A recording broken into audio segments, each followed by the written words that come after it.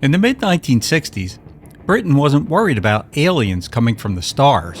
It was worried about what was buried right under its feet. When construction workers uncovered something ancient, something impossible, it wasn't just science that began to unravel. It was history, religion, and human nature itself coming apart. What followed was way more unsettling than just another monster movie. It was a story suggesting that humanity's darkest impulses didn't come from outer space, but were already inside of us. Let's get into it. Fantasy, sci-fi, horror, rerun zone. Quatermass in the Pit, 1967. They form a pentacle, one of the Kabbalistic signs used in ancient magic. By the mid-1960s, Britain was trying to reinvent itself. The war was over. The rubble was being cleared, and there was a real sense that science and progress were finally leading the way forward. Cities were being rebuilt, technology was advancing, and people wanted to believe that reason and logic had finally replaced superstition and fear. But beneath that confidence was something quieter and more uneasy. Memories of war were still fresh. Air raid shelters, bomb craters, and mass destruction weren't ancient history, they were lived experience. The Cold War only added to that anxiety with the constant reminder that everything could change in an instant. Quatermass in the Pit taps directly into that feeling. It's a story made for a society that wanted to believe it was moving beyond its darker past, and slowly realizes that the past may not be finished with it yet.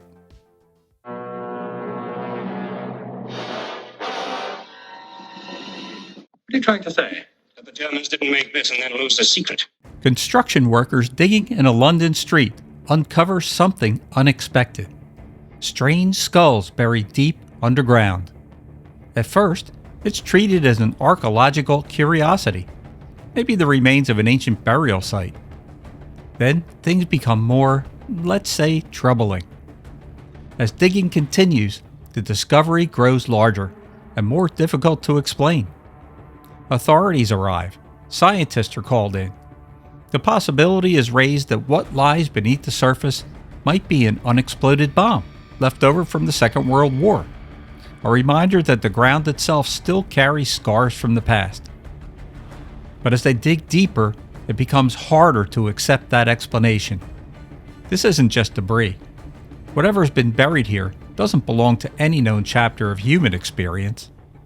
And that's when unease turns into fear. Enter Professor Bernard Quatermass. Unlike the military men and officials surrounding the site, Quatermass isn't driven by protocol or authority. He's driven by understanding. Calm, rational, and methodical, he represents the best version of scientific thinking. He doesn't jump to conclusions, but he also refuses to ignore evidence that doesn't fit neat explanations. What makes Quatermass so compelling is that he wants the truth, even when it leads somewhere uncomfortable. He isn't chasing reassurance. He's chasing answers. And as the evidence begins to stack up, Quatermass realizes something deeply unsettling. This discovery isn't just old, it's ancient. Far older than modern civilization. Older than recorded history itself. And possibly connected to humanity in ways no one is prepared to accept. As investigations continue, scientific instruments are behaving strangely. Witnesses report sensations they can't explain. Fear, aggression, sudden emotional shifts. Rational explanations start to feel thin.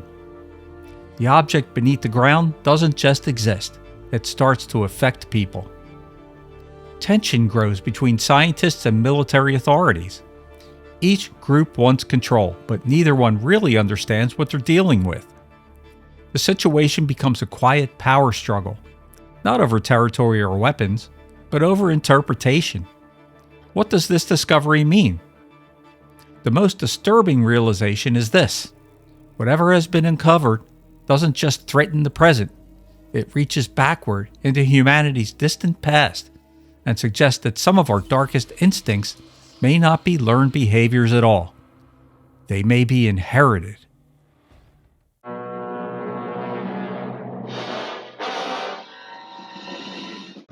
It's the demons. It's all right. They're dead. Quatermass in the Pit slowly guides the audience towards a realization that reframes everything that came before. The discovery beneath London isn't just a relic. It's a missing piece of a much larger story, one that challenges how we understand human evolution, belief systems, and even the concept of evil itself. The film dares to suggest that what we fear most may not come from outer space, but from deep within our own origins. The ancient myths, religious visions, and violent impulses might share a common source. It's a chilling idea, not because it's loud or flashy, but because it quietly removes the distance between us and the monster. At that point, Quatermass in the Pit stops becoming a science fiction film in the traditional sense, and instead becomes something far more unsettling. When Quatermass in the Pit reached British audiences, the reaction wasn't the kind usually associated with monster movies. There weren't screams or thrills in the traditional sense. Instead, there was discomfort. What unsettled viewers was the idea that this story wasn't really about aliens at all. It was about humanity, about inherited violence, buried trauma, and the frightening suggestion that progress doesn't erase our darker instincts. It just hides them. British audiences, still shaped by the Second World War and now living under the shadow of the Cold War, understood that fear intimately. The film suggested that crowds could turn dangerous, that reason could collapse, and that civilization itself might be more fragile than anyone wants to admit. This wasn't escapism, it was confrontation.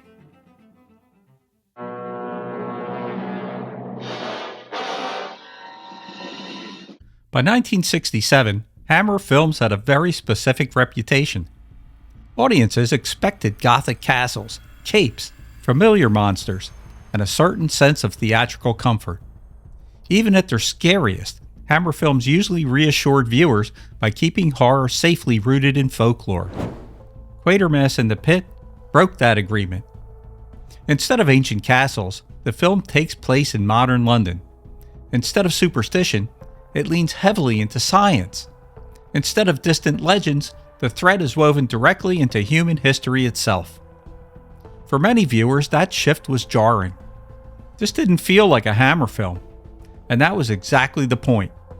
Hammer wasn't offering fantasy here, it was offering an idea that followed you home.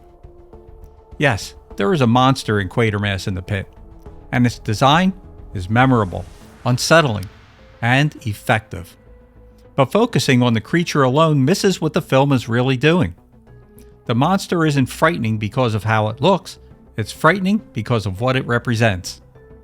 It stands as a symbol of ancient influence, suppressed memory, and the suggestion that violence and fear may be hardwired into us. The creature doesn't invade humanity, it exposes it. That's why the film lingers in the mind. The monster doesn't feel external, it feels uncomfortably close.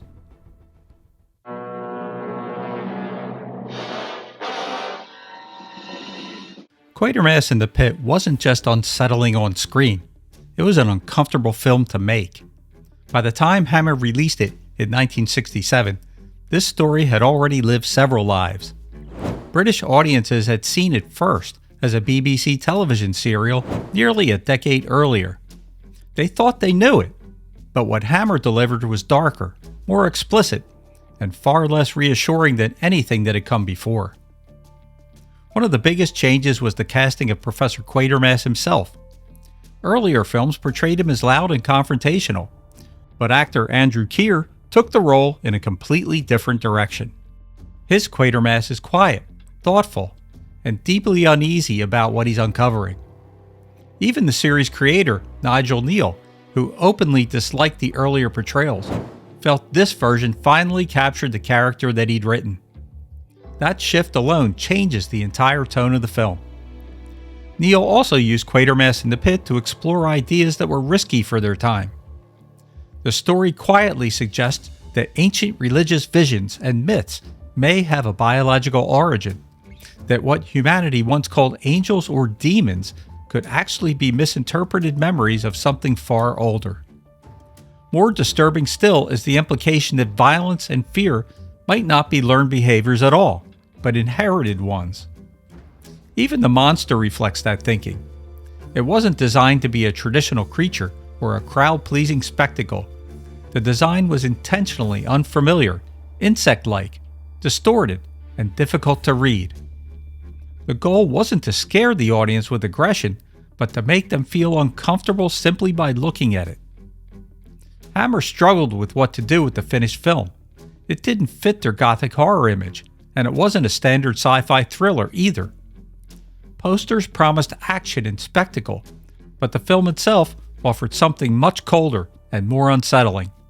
For years, it was rarely shown on British television, not because it was banned, but because it was considered too intense, too bleak, and too unsettling for casual viewing. In hindsight, that discomfort is exactly why Quatermass in the Pit has endured.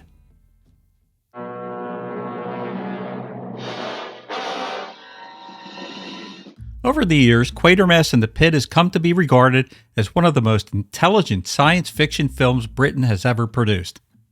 Its influence can be felt in later stories that blend cosmic horror with psychological dread. Works that ask us not what's out there, but what's already inside us. Modern audiences often describe the film as unsettling rather than frightening, and that distinction matters. Its power doesn't come from shock, but from implication, from ideas that refuse to stay neatly contained within the story. In the end, Quatermass in the Pit didn't terrify Britain with monsters from the stars. It frightened people by suggesting that humanity's darkest impulses weren't learned, they were inherited. That progress doesn't erase fear. That history never truly stays buried. And that the line between civilization and chaos may be thinner than we like to believe.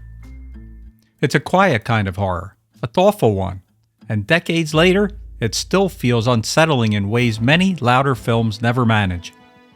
That's why Quatermass in the Pit endures, not as a relic of 1960s science fiction, but as a warning that still echoes beneath our feet. This is Rich from Rerun Zone. Thanks for watching, and good night.